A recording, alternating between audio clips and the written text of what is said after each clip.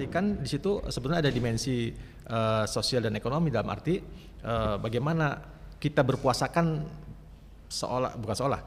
merasakan ya saudara-saudara kita yang tidak mampu ya. Kalau kita bisa makan normal sehari 3 kali, mereka bisa jadi untuk makan pun berpikir besok akan makan apa. Kami membantu ibu-ibu ya, Iya. Zmart pedagang di Kaligandu, seorang ibu, karena berbasis staff itu Sidik Tablik Fatah Amanah mengelola warungnya itu, masya Allah, saya sampai nangis terus terang aja. Karena apa? Saya diundang untuk melepas umroh dari hasil bisnisnya sekaligus 4 orang. Ya, boleh, Iya. tapi harus pakai moral. Nah itu tadi. Ya, jangan kaya tapi harus korupsi, Iya. atau kaya tapi bawa kabur duit ke luar negeri. Ya, itu kan 4 sehat 5 bengek. Earpods.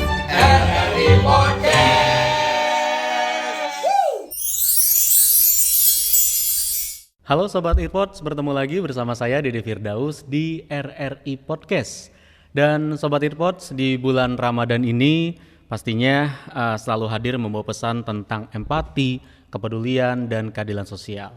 Nah, bulan suci ini Sobat Earpods, nilai spiritual bertemu dengan tanggung jawab sosial untuk menciptakan kesejahteraan bersama. Salah satunya adalah dengan zakat. Nah, lalu bagaimana zakat ini berperan sebagai instrumen ekonomi dan sosial untuk mewujudkan cita-cita tersebut, khususnya juga di Provinsi Banten. Dan saat ini saya sudah bersama dengan Ketua Basnas Provinsi Banten, Bapak Dr. Wawan Wahyudin MPD. Kabar baik, Pak Wawan?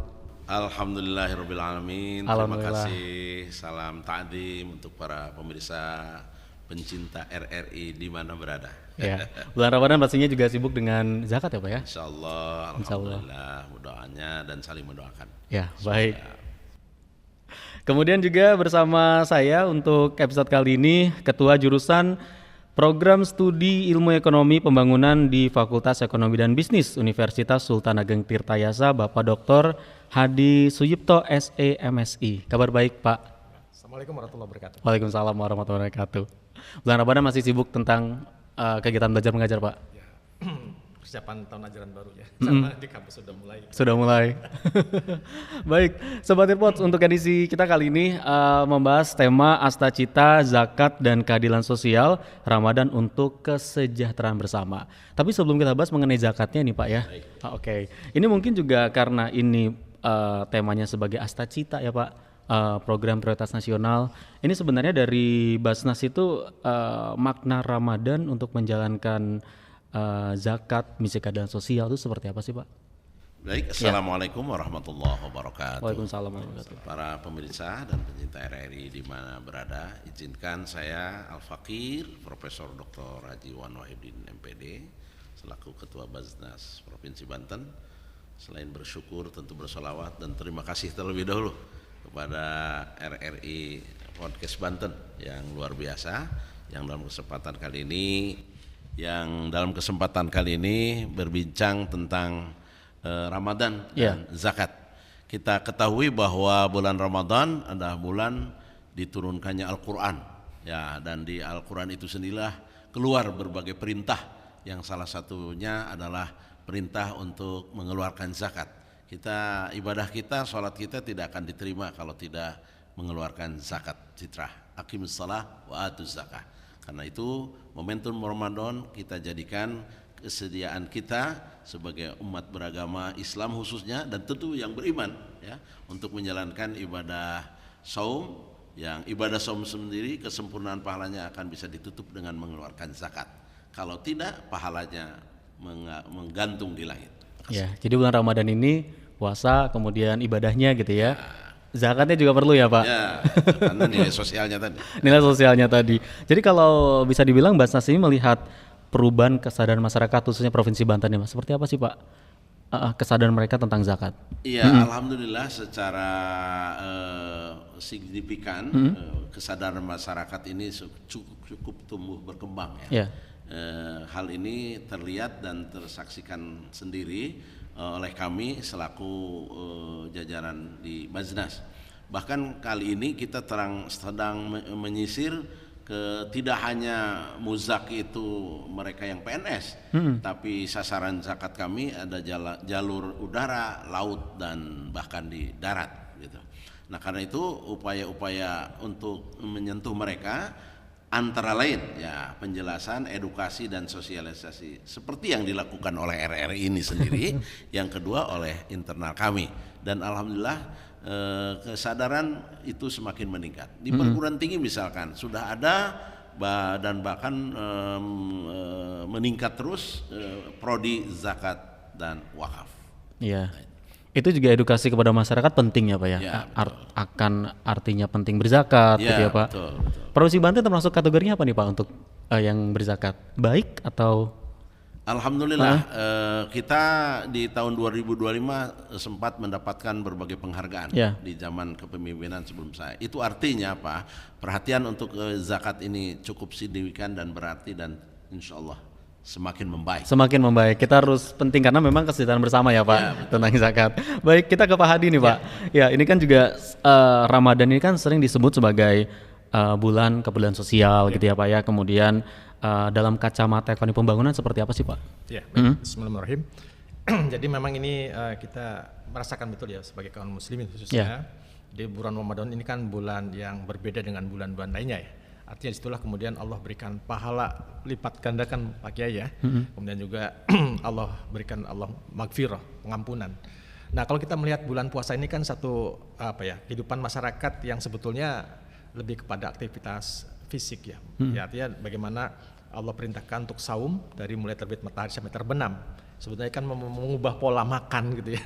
Yang biasa 3 kali menjadikan 2 kali. Nah kemudian juga kalau kita perhatikan di situ sebetulnya ada dimensi sosial dan ekonomi, dalam arti bagaimana kita berpuasakan merasakan ya saudara-saudara kita yang tidak mampu ya. Kalau kita bisa makan normal sehari 3 kali, mereka bisa jadi untuk makan pun berpikir besok akan makan apa. Nah inilah momentum yang kemudian dalam Islam juga ajarkan untuk berbagi dan sebagainya ya. Apalagi kalau dalam hal ini pahala-pahala seperti bagaimana kita memberikan orang berbuka ya, tajil dan sebagainya, itu kan pahala yang luar biasa, dan itu di momentum yang di Ramadan. Maka di sini saya pikir ya bagaimana kita sebagai kaum muslimin, momentum Ramadan juga bagian dari empati kita kepada saudara kita yang tidak mampu untuk berbagi. Dan bagaimana kita lihat juga aktivitas Ramadan itu kan aktivitas ekonomi yang lebih tinggi. Ya. Kalau yang lain biasa-biasa, kalau Ramadan itu biasanya semua meningkat ya Pak. Meningkat. Karena yang biasanya tidak ada diadakan kan begitu ya. Nah inilah yang sebetulnya juga untuk kesempatan bagi kita ya, yang momentum untuk kemudian kita berbagi kepada saudara kita seperti itu. Ya betul, itu memang salah satu arti dari berpuasa juga ya Pak ya. Betul. Berarti kalau sedikit menambahkan, boleh Pak? Sedikit menambahkan. Kalau sholat itu cukup dikomando dengan adzan. Baik subuh, dhuhur, asar, maghrib, isya. Kalau puasa cukup diumumkan oleh Menteri Agama setelah sidang isbat atau berdasarkan hisab karena ada yang mendahului, itu sah-sah saja. Yang penting keilmuannya berbasis betul-betul bersumber dari yang yang sarih, yang sahih maksudnya. Kemudian haji itu cukup diumumkan presiden, biayanya sekian, berangkat tanggal. Tapi kalau zakat nggak boleh main-main, harus ada institusi, ya, harus ada 8 asnaf, harus ada manajemen. Dan selama ini banyak orang memandang zakat hanya sebagai kewajiban ibadah, mohon maaf. Dikeluarkan setahun sekali lalu diberikan kepada yang membutuhkan. Padahal zakat menyimpan potensi besar untuk mengubah kehidupan. Ia bisa menjadi kekuatan ekonomi yang mampu mengentaskan kemiskinan dan memberdayakan umat. Contoh, kami membantu ibu-ibu ya, Zmart pedagang di Kaligandu, seorang ibu, karena berbasis staff itu sidik, tablik, fatah, amanah, mengelola warungnya itu, masya Allah, saya sampai nangis terus terang aja. Karena apa? Saya diundang untuk melepas umroh dari hasil bisnisnya, sekaligus 4 orang, padahal warungnya kecil, tapi itulah kejujuran, itulah kebarokahan, dan artinya Baznas bisa mengatasi persoalan kemiskinan sekaligus change, merubah dari mustahik ke muzaki. Karena misinya juga kesejahteraan bersama gitu ya Pak ya, betul. Jadi Pak Adi, ini juga kan kita berbicara mengenai Asta Cita ya. Ini kan program prioritas nasional. Jadi nilai yang paling kuat itu apa sih Pak untuk aspeknya untuk kesejahteraan masyarakat? Ya, kalau kita melihat dari program dari Pak Presiden ya, ini kan ada 8 Asta Cita yang saya coba cari itu yang mana yang kira-kira relevan ya. Ini ada Asta Cita yang kedua ya, memantapkan sistem dan kemandirian bangsa melalui swasembada pangan, ekonomi kreatif dan ekonomi biru dan sebagainya. Termasuk poin ke-6 itu membangun dari desa dari bawah untuk pemerataan ekonomi dan pemberantasan kemiskinan. Jadi tepat sekali topik kita tentang Ramadan dan zakat. Ya karena memang kita tidak menafikan ya dalam kehidupan atau dalam kondisi masyarakat kita ya, apalagi kemarin rilis dari Badan Pusat Statistik ya, Prof. Kaitan dengan kemiskinan, pertumbuhan ekonomi dan sebagainya. Ya alhamdulillah secara angka kan gitu itu menurun ya, baik di nasional maupun di provinsi. Tapi bagaimanapun kan istilah kalau dalam kita mungkin sunatullahnya Prof ya. Kemiskinan itu selalu ada. Nah ini kan yang harus kita coba lihat akar masalahnya, karena bagaimanapun apakah kemiskinan itu disebabkan karena kebijakan negara atau karena kultural. Karena kultural ini agak sulit merubah tadi Prof. Ini butuh satu sentuhan, karena namanya orang dengan karakteristik yang suka minta-minta dan seterusnya kan selamanya nggak ingin improve ya hidupnya untuk bagaimana dia bisa meningkat. Jadi sasaran dari mustahik menjadi muzaki kan satu proses yang cukup harus kita lakukan begitu. Nah disinilah barangkali ya dari program itu sendiri ya tentu negara sebagai satu institusi yang menjaga ya paling tidak memberikan satu apa istilahnya kalau saya katakan pelayanan ya kepada umat khususnya bagi masyarakat miskin dengan ya mungkin saat ini program-program ya seperti dengan bansos dan sebagainya, tapi saya pikir kalau dengan bantuan tidak cukup ya, tapi bagaimana merubah tadi ya paradigma kemudian sikap dan sebagainya ya untuk bisa mandiri ya, untuk bisa kemudian berusaha dan sebagainya ya, ini yang saya pikir perlu kerja bareng bersama, tidak hanya cukup pemerintah ataupun Basnas saja ya. Kalau kita istilah pentahelix ya, ya itu pemerintah, masyarakat, Basnas dan termasuk media. RRI inilah saya pikir juga bagian dari upaya mengedukasi ya, pemahaman bagi masyarakat bagaimana pentingnya untuk berzakat ya, bagaimana kemudian dalam berekonomi dan sebagainya. Ya, tapi kalau dilihat dari seberapa efektifnya nih Pak, dari mungkin tadi zakat, bansos ini dalam kesejahteraan masyarakat seperti apa sih Pak? Ya, saya pikir itu kan adalah satu instrumen yang untuk melengkapi ya. Ya karena bagaimanapun ya, apalagi sekarang yang sedang ramai itu kan tentang masalahnya data ya. Sekarang karena kalau salah data dalam penyaluran seperti bansos atau BLT dan sebagainya kan sering terjadi. Karena dari Kementerian Sosial kemudian sekarang pemerintah mencoba untuk detesan data tunggal ya, sensus sebagainya, ini kan berarti by name by address ya. Satu orang satu alamat ya. Nah, ini yang menjadikan bantuan itu harus tepat sasaran. Nah masalahnya Pak Kiai ya, kalau kita lihat ya mohon maaf, saya juga kalau di daerah ya misalnya kan Pak RT itu yang sering dikejar-kejar pengen semuanya dapat bansos. Nah sebenarnya kan ya RT bagian yang terendah secara pemerintahan bisa tahu mana yang layak mendapatkan bantuan, mana yang tidak gitu. Nah kalau mental tadi kan mental masyarakat pengen dapat terus ya, tidak bagaimana untuk meningkatkan kemandirian dan sebagainya ya agak repot juga. Maka ini penting juga penyempurnaan ataupun ya walaupun kemarin juga sempat ramai tentang BPJS ya. Ya karena masalah data lagi. Nah, saya pikir ini penting dari kacamata ekonomi. Salah data bisa salah kebijakan atau salah sasaran. Maka ini yang harus selalu didorong bagaimana pemerintah untuk mengupdate ya. Dan masyarakat itu harus mendukung. Jadi mana mereka yang layak ya mereka yang perlu dibantu. Mana yang memang apakah tadi mana muzaki dan mana mustahik ya harus sudah jelas gitu. Betul. Jadi ini berbicara bukan tentang sistemnya saja ya Pak ya, mental masyarakatnya juga ini perlu ya. Betul. Baik, jadi memang kalau ngomongin zakat nih Pak Wawan, ini juga ini kan bukan soal cuma memberi ya Pak ya, tapi juga ini sebuah pemberdayaan gitu ya dalam mengatur ekonomi. Itu seperti apa sih Pak? Ya yang pasti perubahan dari mustahik ke muzaki ini perlu sistem dan perlu manajemen. Nah perubahan ini terjadi dengan juga pendampingan dari pihak kita sehingga mereka tidak menyalahgunakan dari apa yang telah diberikan dari pihak Basnas, misalkan seperti bantuan tadi permodalan ya untuk pengembangan Z-Maret. Bahkan kemarin sudah menambah lagi kegiatan Basnas Kota Cilegon misalkan, dan itu juga tidak lepas dari Basnas Provinsi dalam kontak komunikasi maupun kolaborasi dan sinerginya, yaitu ada Z-Mart, Auto Mart itu ya, untuk kegiatan bisnis gitu. Nah, kelanjutan daripada pemberian modal ini diharapkan tidak sampai terganggu hanya karena ketidakmampuan manajemen yang dikelola oleh mereka sendiri, maka kita terjunkan pendampingan sampai tadi bisa beralih dari mustahik ke muzaki. Itu.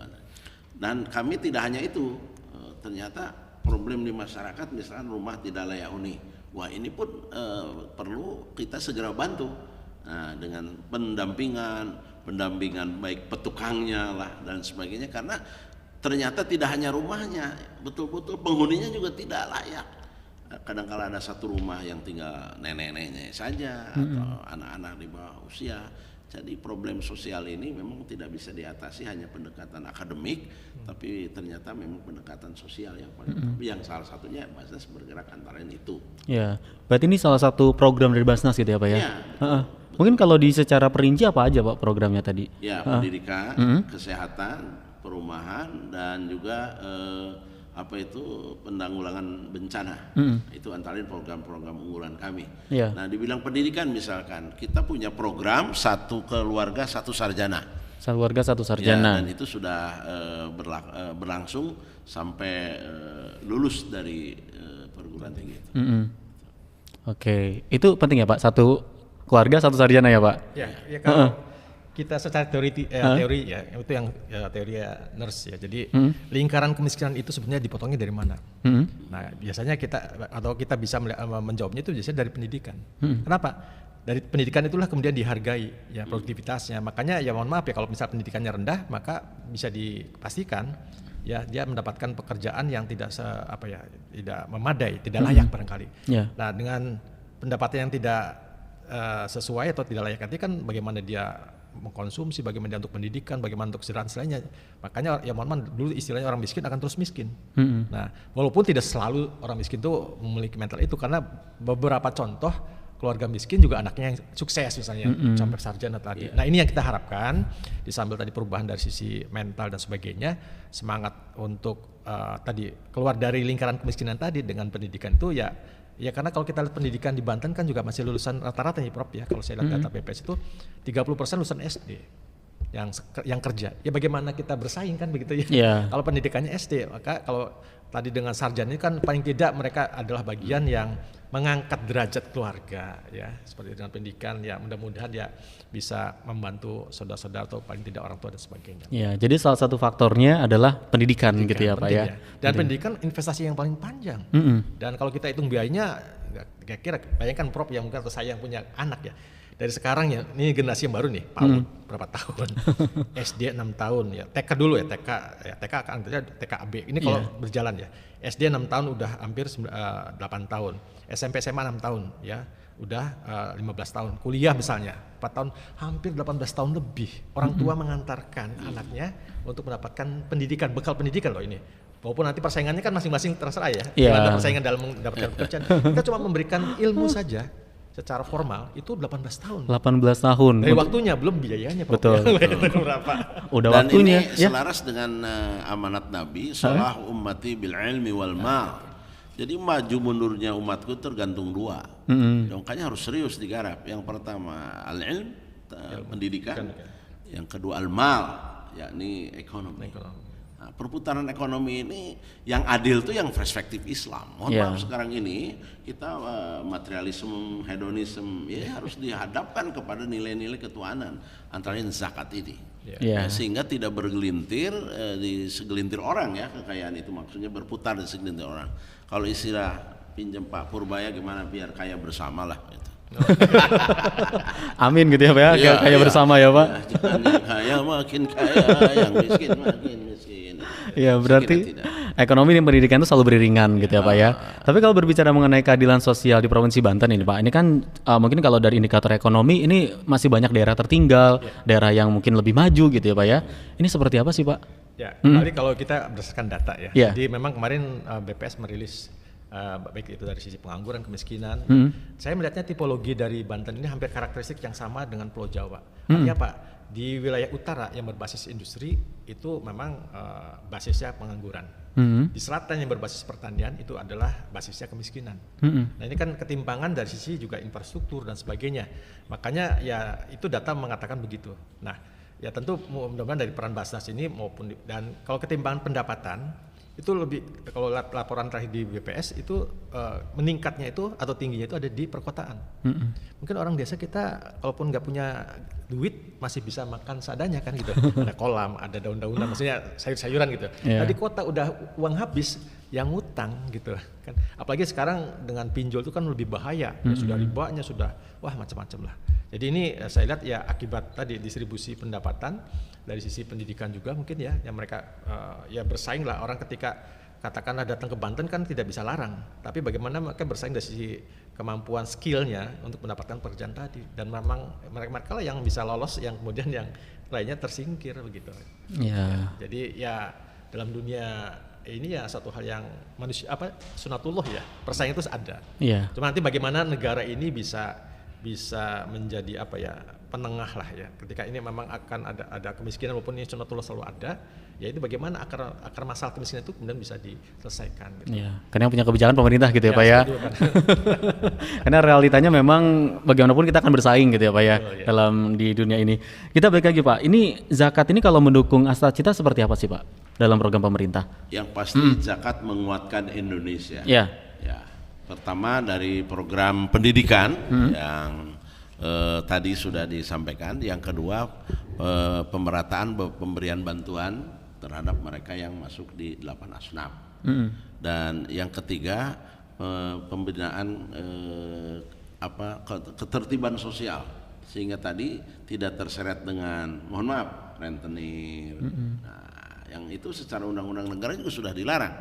Maka ini kewajiban Basnas dan juga perbankan berbasis syariah untuk segera menyelamatkan mereka sehingga tidak terjerumus dalam ketidakjelasan dalam berpendidikan apalagi dalam berekonomi. Tadi sempat dibahas ya Pak mengenai ketimpangan ekonomi di Provinsi Banten ini juga masih terasa gitu ya Pak. Banten Selatan mungkin yang mungkin masih tertinggal bisa dibilang gitu ya. Masalah utamanya apa sih Pak biasanya? Beberapa hal yang kalau kita lihat ya. Pertama tentu berkaitan dengan karakteristik wilayah ya. Ya memang keberadaan perekonomian khususnya di daerah utara tadi katakan industri memang ya tadi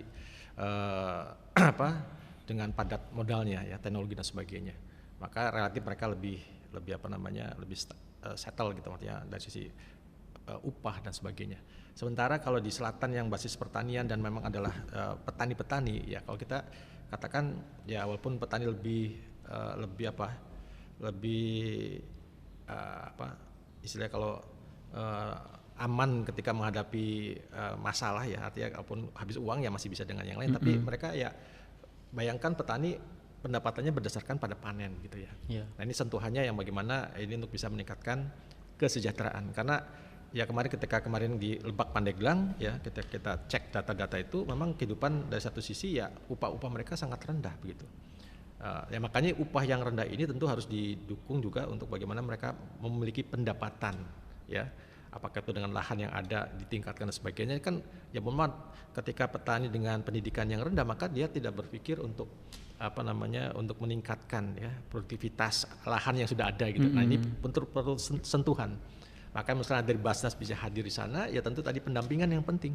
Karena pada saat ini untuk pelaku UMKM terutama juga ya, UMKM kecil kan kadang hanya sebatas produksi ya, tidak menginginkan bagaimana untuk pemasaran, bagaimana untuk meningkatkan packagingnya ya, karena namanya kita konsumen kan biasanya melihat ketika akan membeli sesuatu melihat kemasannya bagus gitu ya. Itu baru kemasannya sudah ya istilahnya dulu mah iklan kesan pertama begitu menggoda, selanjutnya terserah Anda gitu kan. Ingat saya iklannya apa itu Prof? Nah, maka di sini penting pendampingan ya sampai pada masalah pemasaran dengan sentuhan-sentuhan apalagi sekarang era digital. Makanya sekarang ya ada satu pergeseran konsumsi masyarakat ya, dulu apalagi ini menjelang Lebaran atau menjelang puasa lah, orang pada belanja ke mall atau apa, sekarang udah males lah katanya Prof. Mending aja lihat ini tinggal kita yang bagian bayarnya gitu. Istri dan sebagainya. Ini sudah ada di marketplace gitu ya. pilihannya banyak, nggak usah bikin tenaga, ada diskon dan sebagainya. Nah ini yang harus kemudian merubah bagi pelaku usaha ya. Tadi yang memang pendapatannya kecil ya, ini harus disentuh ke masalah digitalisasi ya. Nah sehingga tidak sebatas untuk modal saja, pendampingan untuk bagaimana, termasuk juga sekarang sedang ramai kan produk halal Prof ya. Walaupun secara umum ya produk itu halal, cuma menjamin bagaimana kesehatan, bagaimana baiknya dari bahan-bahan yang digunakan, terutama produk makanan. Ya bukan halal dari sisi kalau kita yang namanya haram sudah jelas, tapi ketika tidak dengan cara yang baik ya, apalagi kalau penyembelihan dan sebagainya, nah ini yang harus juga diedukasi bagi pelaku usaha ini. Ya karena ya bagaimanapun kuliner ini kan jadi tren juga sekarang ini ya. Nah, tidak cukup hanya sekarang, tapi ya kita sebagai kaum muslimin juga perlu hati-hati lah begitu. Termasuk juga para pelaku usahanya nih harus juga diedukasi ya, kemudian diberikan pendampingan, pelatihan dan sebagainya, sehingga semuanya ya is okay lah dari sisi produknya, dari sisi kehalalannya, dari sisi manajerial tadi pemasaran dan sebagainya. Adakah mungkin peran nilai moralnya Pak dalam terkait dengan ketimpangan ekonomi ini? Ya. Justru di sini saya melihat saat ini ya Prof, kalau kita ada sebuah degradasi ya. Jadi ya itu konsep Islam sangat jelas ya. Bagaimana kita dalam bekerja harus bekerja yang halal dan toyib gitu ya. Bukan asal yang penting dapat duit, urusan dari mana halal haram, jangan seperti itu ya. Jadi ada anekdot Prof. Pak Haji anaknya main judi, astagfirullahaladzim, tapi menang alhamdulillah. Halal dan haramnya kemudian jadi nggak timpang jelas gitu ya. Nah inilah pemahaman kita sebagai kaum muslimin dalam mencari pekerjaan pun itu dari awal harus memahami tentang tentang hukum syara'nya ya. Jadi nggak ya sekarang kan hedonisme tadi ya, menghalalkan segala cara, ya mohon maaf ya, korupsi masih ada. Padahal dia seorang muslim, sholatnya sholat, puasa, zakat, naik haji, tapi ya perilakunya tadi. Jadi moral ini saya pikir apalagi dengan Islam sebagai sebagai pijakan, pegangan dan landasan hukumnya gitu ya. Aturan yang mengatur itu luar biasa. Ya kaya boleh, tapi harus pakai moral. Nah itu tadi. Ya jangan kaya tapi harus korupsi, atau kaya tapi bawa kabur duit ke luar negeri. Itu kan 4 sehat 5 bengek. Makanya tadi pesannya harus kaya bersama ya Pak. Ya itu. Ya baik, Pak Wan, berarti seberapa efektif sih ini redistribusi pendapatan dalam hal ini zakat gitu ya, dalam ketimpangan ekonomi? Ya kalau zaman Abdul Aziz itu sampai kebingungan orang mengeluarkan zakat karena memang semua muzaki. Kalau di Indonesia ini subhanallah, apalagi di akhir ini dengan banyak musibah, karena itu kita nggak segan-segan. Kalau sudah kondisi kena bencana segala itu, mohon maaf ya, yang beda agama pun bisa tertolong. Itulah kehebatan daripada apa yang disebut dengan zakat. Dan zakat itu tidak hanya zakat loh ya, tapi zakat, infak, sedekah. Kalau kenegaraan cukup istilahnya pajak. Kalau di kita ada zakat, ada infak, ada sedekah, ada wakaf ya, kira-kira begitu. Sehingga kalau kita membantu misal ke Sumatera segala dari kantor Baznas, karena kita punya juga ada FOS yang namanya di luar zakat tadi yang terikat dengan aturan ya, baik zakat fitrah, zakat mal dan seterusnya. Sehingga dengan demikian kolaborasi kita untuk mengentaskan kemiskinan itu tidak sektoral, tapi juga nasional bahkan internasional. Tapi kalau zakat ini bisa nggak Pak diposisikan sebagai bagian dari pembangunan nasional? Iya, apalagi moto Baznas sekarang ini ya, untuk menguatkan Indonesia. Untuk zakat fitrah aja itu saking disiplinnya, kalau mau diberikan ya sebelum sholat Idul Fitri. Sehingga jangan sampai ada lagi yang berkeliaran di saat Idul Fitri itu yang meminta-minta. Nah, ini kewajiban kita. Nah, di era sekarang ini pola pendistribusian ini kan bisa melalui media, bisa melalui sarana yang lebih canggih lah kira-kira gitu kan. Itu menurut saya pendataannya ini yang harus betul tadi ya, sehingga tidak salah sasaran tadi. Berarti tadi antara zakat, infak, sedekah, wakaf gitu ya Pak ya. Ini peruntukannya beda ya Pak? Ya tapi sama untuk dakwah Islam.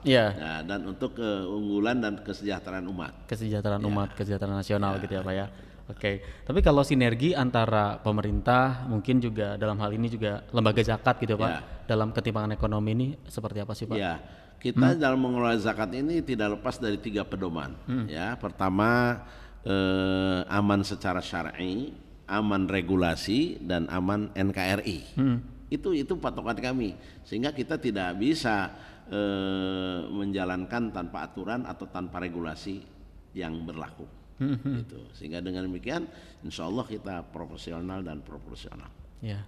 Pak Hadi, ada tambahan sinergi antara pemerintah, lembaga zakat mungkin dalam hal ini juga untuk mendorong keadilan sosial, kesejahteraan ekonomi. Ya, kami kalau di perguruan tinggi ya khususnya, ya tentunya juga punya punya peran dan tanggung jawab lah begitu ya sebagai akademisi. Terutama kita kan banyak riset-riset ya Pak Prof ya. Kemudian yang kedua juga kita punya fakultas-fakultas syariah yang tentu lebih spesifik lah dalam mendalami beberapa objek-objek kemiskinan dan sebagainya. Ya, bahkan kita seringkali diminta untuk ya diminta memberikan masukan seperti apa dalam kebijakan dan sebagainya. Nah, ya tentu nanti ya masing-masing punya peran tadi, tapi tadi ya istilah di kita mah sekarang walaupun jargonnya bagus tapi kadang di lapangannya agak susah, Prof. Ya, kerjasama, kolaborasi, sinergitas itu kan bagus ya. Ya, kerjasama tapi sama-sama kerja gitu ya, semuanya masing-masing. Ini yang memang butuh ada sebuah ya tadi butuhnya, kalau saya memang harus sering silaturahmi.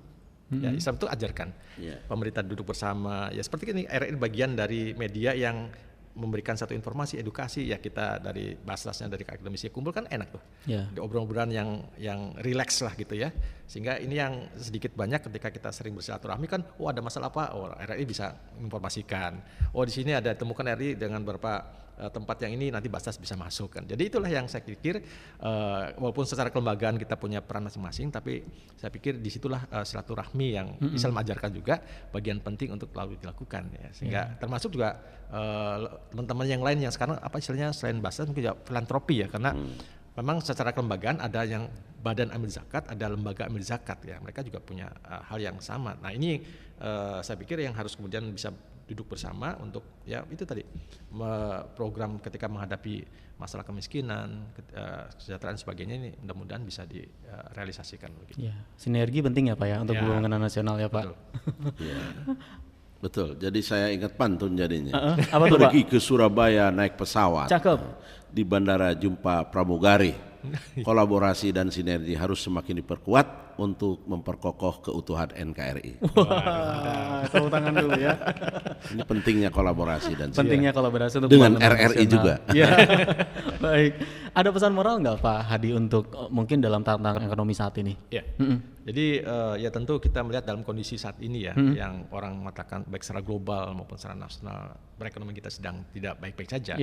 Dan saya pikir inilah yang saya kebetulan juga mengajar ekonomi Islam ya. Jadi ketika kita lihat saat ini yang diterapkan adalah sistem kapitalisme ya, yang tadi jauh dari nilai-nilai kebarokahan, ya, standar-standar hal haramnya ini kemudian sudah tidak lagi dijadikan sebuah standar dalam kehidupan. Nah saya mengajak bagaimana ya Islam sebagai rahmatan alamin, saya itu memberikan satu jawaban sebetulnya. Ya mari kita melihat ya, ketika di kampus diberikan ruang yang sama dalam mengkaji ya, karena di kami ada mata kuliah sistem ekonomi, ya kita kan dipelajari sistem kapitalis dengan segala turunannya, sosialis seperti apa yang Karl Marx sebagainya, termasuk kita harus menghadirkan juga sistem ekonomi Islam sebagai satu, kalau saya bukan sebagai alternatif, saya pikir solusi, karena ini belum pernah dicoba, atau mungkin baru parsial lah, hanya zakatnya sebagainya. Ya kita lihat, yang contoh ya, yang saya pernah pahami itu kaitan dengan masalah sumber daya alam gitu. Kenapa ini jadi masalah terus menerus? Karena cara pengelolaannya jauh dari syariah. Ya, itu adalah milik umat kan gitu. Rasul mengatakan an-nasu surakatu fi salasin misalnya. Jadi namanya barang tambang, hutan itu adalah milik umat lah. Kalau ini kemudian negara yang megang, apalagi sesuai dengan pasal Undang-Undang 45, asal dikatakan alam yang menguasai hajat orang banyak dikuasai oleh negara. Nah sekarang diberikan pada swasta dan asing.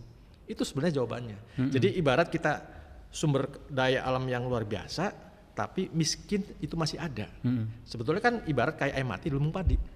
Ayam yang mati bukan karena penyakit flu burung dan sebagainya, tapi kelaparan di tengah makanannya melimpah. Nah ini saya pikir inilah yang pesan yang saya pikir juga perlu kita sampaikan ya, bukan kita eksklusif Prof. Saya pikir Islam sebagai rahmatan alamin terus menjadi bagian yang harus menjadikan solusi. Sederhananya ketika Allah menciptakan manusia, Allah tidak membiarkan manusia mencari aturannya sendiri kan gitu. Di mana Allah mengutus para nabi dan rasulnya pada kaumnya dan pada kita sebagai umat Islam bagian dengan syariat Islam yang akan memberikan keselamatan dunia dan akhirat. Ini yang harus kita coba gitu. Berarti artinya harus dicoba nih Pak. Ya, karena kita sebagai muslim ya tidak, ya walaupun kita adalah negara NKRI dan sebagainya, tapi syariat Islam tidak mengkotak-kotak itu. Kan Allah menciptakan manusia kan pasti tidak akan memberikan aturan yang menyusahkan atau memberatkan. Coba masalahnya manusia sendiri kadang nggak mau gitu. Jadi Islam ini mohon maaf kayak Islam prasmanan. Yang enak diambil, yang nggak enak ditinggalkan. Padahal kan karena dalam ayat itu jelas ya ayyuhalladzina amanu udkhulu fil silmi kafah. Pasti akan memberikan solusi baik masalah individu, masyarakat, bahkan negara. Itu saya pikir. Jadi kalau ini diambil semua gitu ya Pak ya? Ya tentu kita akan menyesuaikan bagaimana Indonesia ya. Tapi syariat Islam akan memberikan sebuah jawaban. Itu adalah solusinya. Karena akar masalah itu tidak menyimpang dari aturan syariah. Ya banyak ayat yang mengingatkan pada kita kan. Ketika kita menyimpang dan sebagainya akan terjadi sebuah musibah. Gitu. Karena kita juga pilih-pilih Pak. Lebaran aja ikut yang duluan. Oh bukan masalah itu. Itu bagian bagian kecil. Tapi sistem yang lainnya ibadah saya pikir sudah tauqifiyah. Sudah dari sononya namanya puasa. Nggak mungkin Pak gimana kalau puasanya kita ganti deh malam hari sampai nggak bisa. Haji jangan di Mekah misalnya di Indonesia saja ya nggak bisa juga, itu sudah tauqifiyah. Hanya yang tadi ekonomi politik ini kan cara-cara yang saya pikir itu sudah jauh dari syariat lah seperti itu. Oke, baik. Jadi saya ingat pantun lagi. Pantun lagi Pak. Kita udah siap-siap bilang cakep Pak. Iya. Jadi beli ketupat di Ciruas. Cakep. Ya kalau mau bayar zakat ya melalui Baznas. Wah. Artinya jangan individu seenaknya ya. Karena apa? Tidak adil kalau punya seorang saya mau menyertanya sendiri aja nggak adil. Karena apa? Saya tiap hari Pak nangani yang pengaduan proposal segini banyak sekali. Saya ingin Baznas itu kayak Samsa, tiap hari rame oleh muzaki. Mestinya begitu. Yang takut di Samsa itu kan kalau takut kena bayar mah takut didenda motornya. Nah, tapi ke zakat ini masih harus banyak diedukasi. Terima kasih RRI ini membantu kami memberikan kesadaran ya dan menumbuhkan mereka untuk bersama-sama lah. Ya, bagaimanapun ini ada tanggung jawab bersama. Terlebih Banten yang punya cita-cita yang luar biasa, beriman, bertakwa dan tidak korupsi. Kan di kampus juga kan Prof ya, setiap kampus ada lembaga amil zakatnya ya, termasuk di Untirta. Jadi ya bagian hal yang tadi pembagian atau istilahnya ya kami rasakan betul. Mahasiswa sekarang juga kan ada mahasiswa yang sekarang dengan keluarga yang tidak mampu gitu ya. Kita sampaikan ya alhamdulillah untuk UKT atau SPP-nya lah gitu ya terbantu begitu. Itu bagian dari peran zakat yang ada di kampus kami. Iya, distribusinya seperti itu kurang lebihnya gitu ya Pak ya. Salah satunya. Mohon maaf ya sedikit motong tadi. Ketika orang dengan kemandiriannya saya mengalukan sendiri langsung ini. Mohon maaf saya bilang. Ini yang itu nggak adil karena apa? Yang dari mah itu aja nanti. Apalagi rame-rame bagi amplop disorot zakat. Ini saya kira nggak profesional. Ini ada lembaga, ya. Nanti kalau lembaga yang tidak bertanggung jawab yang salah lembaga. Tapi kalau individu, nah itu tanggung jawab yang tidak terelakkan gitu. Nah, contoh nih. Kalau Bapak atau Ibu-ibu para pemirsa ingin operasi katarak, itu biayanya 10 juta, 8 juta, 9 juta. Ketika Baznas hadir, bisa meringankan. Paling mahal 1,5 juta kita bisa telah buktikan untuk itu. Inilah bukti nyata bahwa kita ingin membantu mengatasi kemiskinan. Termasuk juga tadi bidang kesehatan. Terima kasih, tambahan aja itu. Tapi di lapangan memang masih terjadi Pak, banyak ya tadi dibilang Muzaki ingin, ya saya nyalurkan sendiri aja pribadi gitu. Ya, tidak mewakili lembaga gitu. Ya inilah perlunya diedukasi. Makanya salah satunya ya RRI ini. Makanya saya hadir untuk menyampaikan kepada masyarakat bahwa ketika kita berjamaah dan dengan sebuah lembaga, insya Allah ini akan lebih banyak lagi yang ditolong. Tidak hanya berada di seputar kampung itu saja. Ingat loh, Indonesia ini ada pulau terluar, terdepan, dan lain sebagainya. Jadi temukan solusi bersama gitu ya Pak ya. Dan kaya bersama. Kaya bersama. Kaya dan barokah bersama. Kaya dan barokah. Ada poin lagi apa ya? Kaya dan barokah ya Pak. Nah, itu akan jadi pertanyaan Allah nanti di akhirat ya. Baik.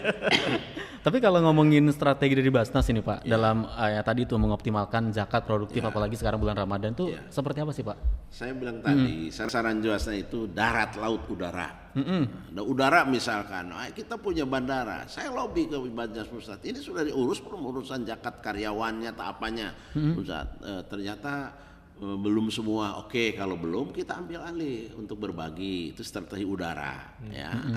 Kalau punya 100% silahkan, maka Banten kirim surat, bagi dong ya untuk warga Banten yang masih perlu bantuan. Antara itu. Yang kedua laut misalkan. Ini kan di Banten ini ya Allah tiap hari kapal feri, ada barang keluar masuk impor. Jangan-jangan mereka belum tersentuh apa itu sodako, apa itu kepedulian sosial. Ini kan perlu disentuh, Pak. Ini strategi yang kami jadi unggulan. Ya, apapun jalur darat tidak hanya PNS, ya. Bahkan saya salut ke Pak Gubernur dan Wagub, insya Allah akan ada RJMD pembahasan ya non APBD. Nah, nanti perolehan zakat dari perolehan CSR untuk bagaimana membangun Banten. Saya udah punya konsep nih, klaster pesantren misalkan, ada yang pertanian, ada yang pertambangan ini, karena tidak biasa di APBD kan. Yang kedua, perguruan tinggi swasta ada berapa dibiayai gitu, karena APBD katanya nggak bisa. Ya, itu antara lain. Kemudian juga komunitas pengangguran yang lulus SD berapa ini kita juga coba gitu. Jadi jangan sampai ribut dengan judulnya, tapi bagaimana mencari jalan keluar yang tidak keluar jalan. Kalau nggak ada jalan keluarnya, kita keluar jalan. Pak, berarti tantangan di lapangan seperti apa sih Pak dalam penghimpunan, kemudian juga pendistribusian zakat yang dialami teman-teman? Tantangan itu bagi saya adalah kawan berpikir, kawan untuk mencari solusi. Ya, antara lain bisa saja pemahaman tadi, itu tantangan. Maka kita berikan edukasi. Yang kedua SDM kami, ya. SDM kami juga masih terbatas, tapi kami tetap tidak pernah akan putus asa, apalagi ngeluh. Saya lihat BCA aja karyawannya dikit, tapi ATM-nya banyak. Basnas pun saya ingin membuat UPZ. Nah, kalau perlu nih jamaah RRI membuat UPZ sendiri, SA-kan oleh kami, ya, sehingga bisa kerja sama dengan radio sebanten ini, zakatnya ke Basnas. Kan ini indah sekali, makanya saya bilang tidak hanya bersamaan ya lisan, tapi ini dari halakoh ngomong-ngomong ke harokah, ke sebuah gerakan, dan ini perlu sarana seperti ini yang dimiliki RRI. Ya kelemahan kami, ya kami belum punya media yang itu juga, makanya saya senang diajak kerjasama. Ini juga berarti sekaligus untuk ngasih tahu sama pemirsa ini Pak. Mungkin juga banyak pertanyaan seperti ini memastikan Basnas ini transparansinya seperti apa sih Pak untuk meningkatkan kepercayaan publik? Ya, salah satu di antaranya misalkan saya sudah tegas datang ke Pemprov misalkan untuk zakat yang dipotong pihak pemerintah misal, sini data namanya, kita pegang. Kemudian kita kirimkan hasil zakatnya itu bukti kemilahannya. Itu antara lain. Yang kedua kita infokan melalui media center yang kami miliki. Sekian muzaki yang masuk, sekian mereka yang menitipkan baik harta, zat fitrah dan sebagainya. Itu upaya yang kami lakukan. Yang ketiga lagi-lagi model begini menyampaikan. Dan yang keempat saya udah minta bantuan khotib-khotib, coba selama Ramadan tuh topiknya tentang zakat lebih dikumandangkan dan transparansi serta pengelolaan yang baik itu yang bagaimana. Khususnya mendekati Lebaran, THR udah keluar gitu ya Pak ya. Zakat semua tuh isinya Pak. Artinya lebih jangan dilupakan lah. Jangan lupakan itu ya. Wajib itu ya Pak ya? Iya wajib ya kalau untuk yang namanya. Ya baik. Ya baik, kita lanjut lagi. Gimana Pak Hadi? Kalau Pak Hadi melihatnya kepercayaan publik terhadap lembaga-lembaga zakat ini seperti apa sih? Jadi ya tadi memang di lapangan kan tadi ada badan amil zakat, ada lembaga amil zakat. Saya pikir itu kan ada masing-masing tupoksi dan sebagainya ya. Karena mungkin kalau secara kelembagaan pemerintah ya di badan amil zakat ya. Tapi kalau mereka seperti sekarang ada Dupet Duafa, ada Amfara di Banten misalnya ya. Itu kan juga mereka hal yang sama. Nah ini yang saya pikir kita tidak saling untuk bersaing dan sebagainya. Tapi justru itu bagian dari sinergitas ya untuk bersama-sama bahwa permasalahan kemiskinan adalah permasalahan kita semua. Ya, tapi gimana untuk membantu dan menanganinya itu kan memang semua elemen ya, tidak hanya badan amil zakat atau lembaga amil zakat, juga semua pihak yang memiliki kepentingan atau memiliki tanggung jawab lah begitu ya. Termasuk kita ya khususnya bagi semua kaum muslimin ya, bahwa dalam momentum Ramadan inilah saya pikir momentum yang sangat tepat ya. Di samping memang pahalanya juga Allah lipat gandakan, memberikan satu empati kita kepada saudara kita yang tidak mampu ya, dan apa yang kita bisa lakukan ya. Nah tentu kalau tadi dengan hal-hal yang sudah ada aturan-aturan secara syariah, apalagi zakat, ya inilah mungkin kita berikanlah kepada misalnya pada amil zakat dan sebagainya. Tapi kan tidak di situ saja kan, namanya pada amil zakat nanti kaitan dengan pembersih harta kita. Itu haratan lisaumi, jadi bagian dari kita saum adalah kita mengeluarkan zakat fitrah, itu kan sudah pasti ya secara syariat. Nah yang tadi infak sedekah ini kan sebenarnya masih hal yang mungkin untuk kita bisa tingkatkan. Mumpung ini dilipat gandakan ya, saya ajak pada pemirsa, ya mari kita manfaatkan untuk membantu saudara kita. Ya, karena semakin kita berikan, insya Allah ya, Allah akan berikan jalan layah tahsib ya, dari manapun. Semakin kita banyak berinfak, Allah akan tambahkan kembali ya. Dan tadi kebarokahan itu kan selalu, ya itulah bicara tentang keimanan, keyakinan kita. Ya, jadi Islam itu luar biasa menyandarkan kita kepada Allah ya, bahwa kita sebatas ikhtiar berusaha, tapi bagaimanapun hasil akhirnya Allah yang memberikan dan menentukan gitu. Ya, mumpung momennya tepat juga ya Pak ya, Ramadan ya Pak. Ya, baik, Pak Wawan ada tambahan? Saya kira 3 hal saja. Ya. Terima kasih, mohon maaf dan mohon doa. Semoga Bajnas semakin eksis dan masyarakat juga semakin menyadari akan kewajibannya. Sekian baik. Berarti sebagai penutup saja obrolan kita di kesempatan kali ini gitu ya. Dari Pak Hadi Pak, ada yang sampaikan kepada masyarakat terkait topik kita dalam mungkin juga kesejahteraan masyarakat juga penting ya Pak. Ya, baik pemirsa RRI yang kami muliakan. Jadi ada dari diskusi yang sudah kita lakukan ini yang mudah-mudahan menjadikan sebuah informasi ya, bagaimana bahwa Ramadan adalah momentum kita sebagai kaum muslimin untuk bisa berbagi ya, dan tentu juga lihat seperti apa nanti hal-hal yang secara syariat ya, terutama zakat ini juga kan ada peruntukan dan ada juga tadi tempat yang kita bisa berikan ya melalui Basnas dan sebagainya. Dan tentu kita harapkan Ramadan ini ya ujung dari ayat la'alakum tatakun ya, buahnya Ramadan adalah takwa. Jadi ketakwaan itu kan dimensinya luas ya, dari sisi dimensi ekonomi, dimensi sosial dan sebagainya. Nah itulah yang kemudian kita bisa lakukan ya untuk bisa menjadikan Ramadan tahun ini ya tentu harapan lebih baik dibandingkan Ramadan kemarin ya, sehingga kita maksimalkanlah biasanya di ujung dengan momentum tadi zakat, berinfak dan sebagainya, sehingga kebarokahan itu dari apa yang tadi Pak Prof sampaikan kaya bersama ataupun sama-sama barokah ya, itu bisa dirasakan oleh saudara kita yang lain seperti itu. Insyaallah. Baik, Pak Wawan sebagai penutup obrolan kita di kesempatan kali ini yang ingin sampaikan kepada masyarakat, silakan ya, Pak. Baik. Secara pribadi dan Ketua Basnas, saya Al-Fakir Wawan Wahyudin menyampaikan selamat menjalankan ibadah saum Ramadan 1447 Hijriah, diiringi harapan dan doa.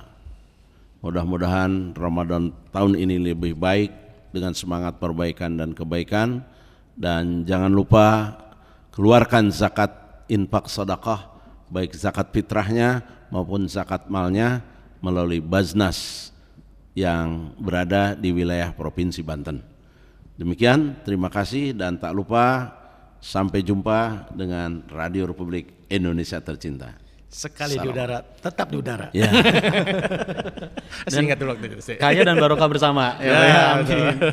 Baik, Pak Wan terima kasih banyak sudah hadir. Pak Hadi juga terima kasih sudah menyempatkan waktu dalam episode kali ini. Dan Sobat Earpods, demikian untuk obrolan kita di edisi kali ini.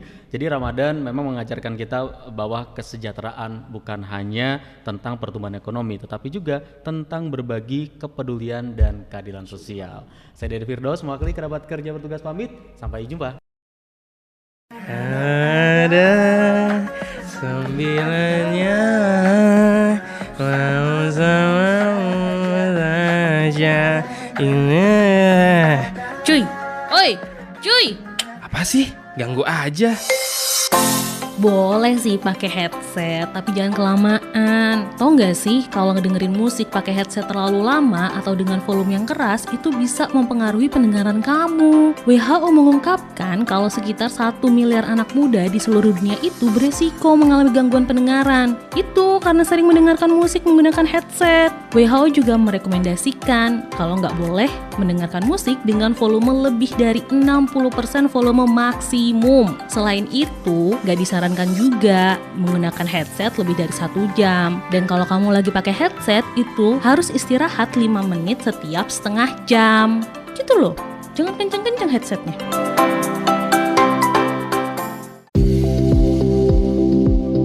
Pernahkah kamu menatap langit dan bertanya, kenapa sih langit itu biru?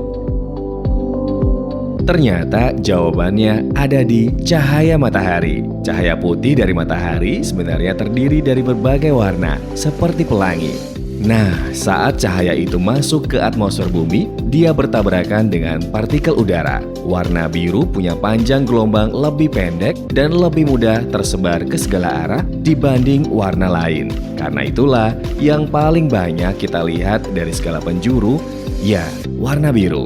Jadi, langit biru itu hadiah dari alam dan juga dari ilmu fisika.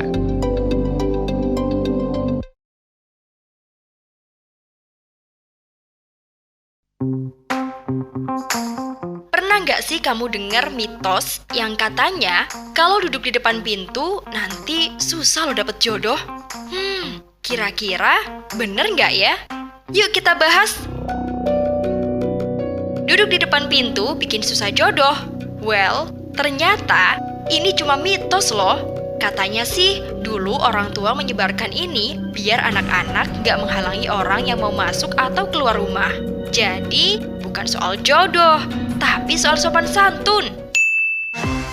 Masih banyak mitos yang beredar di sekitar kita. Makanya, sebelum percaya, cari tahu dulu kebenarannya. Stay curious and stay smart.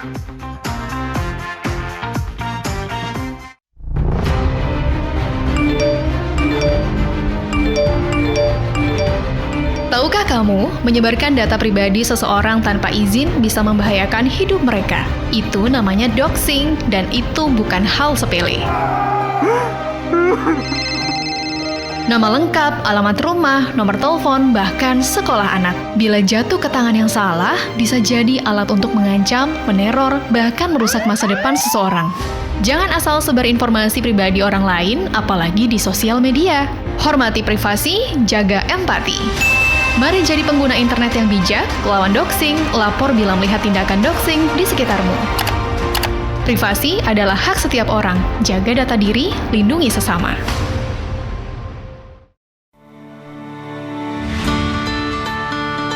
Tahukah kamu, plastik yang kamu buang sembarangan tidak hilang begitu saja. Sampah plastik bisa mengalir ke selokan, sungai, hingga akhirnya mencapai laut. Di sana, tanpa sadar dimakan oleh ikan. Lalu, siapa yang makan ikan? Kita juga. Itu artinya plastik yang kita buang sembarangan bisa kembali masuk ke tubuh kita melalui makanan. Dan semua itu bisa berdampak buruk pada kesehatan kita. Sekarang, waktunya kita bertindak. Kurangi sampah plastik dengan cara yang mudah. Pakai tumbler untuk minum, bawa tas belanjaan sendiri, dan selalu buang sampah di tempatnya. Jika bumi sehat, kita juga sehat. Yuk, jaga lingkungan untuk masa depan yang lebih baik. Mulai peduli dari sekarang. Jangan buang sampah sembarangan karena bumi kita butuh perhatian.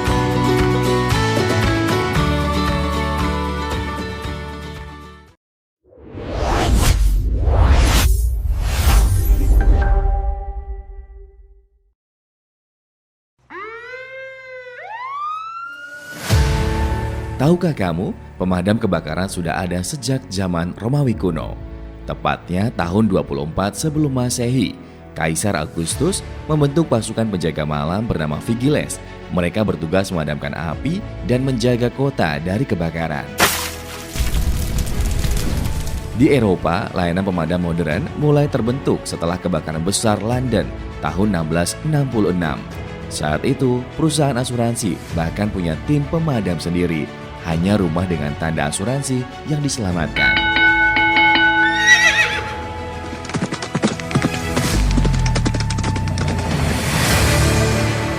Di Indonesia, pemadam kebakaran pertama kali hadir di Batavia pada tahun 1873, dibentuk oleh pemerintah kolonial. Kini, damkar menjadi garda terdepan penyelamat jiwa dan harta dari si jago merah. Hargai kerja mereka, waspada api, lindungi diri. Pemadam kebakaran, siaga, sigap, penyelamat.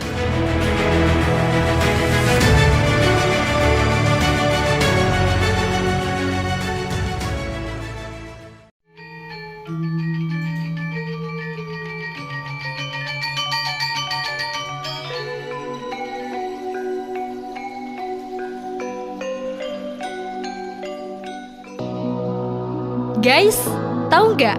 Budaya Indonesia itu keren banget loh. Dari batik, wayang, sampai tari tradisional. Semuanya punya cerita dan makna yang dalam loh. Iya, jangan sampai budaya kita kalah sama tren luar negeri. Bangga dong pakai batik ke kampus, nonton pertunjukan seni, atau ikut melestarikan bahasa daerah. Gaya anak muda itu bebas, tapi kalau kita bisa nge-mix budaya sama kekinian, hasilnya, widih, makin kece. Yuk, sama-sama jaga dan lestarikan budaya Indonesia. Karena budaya itu identitas kita. Bangga budaya, bangga Indonesia.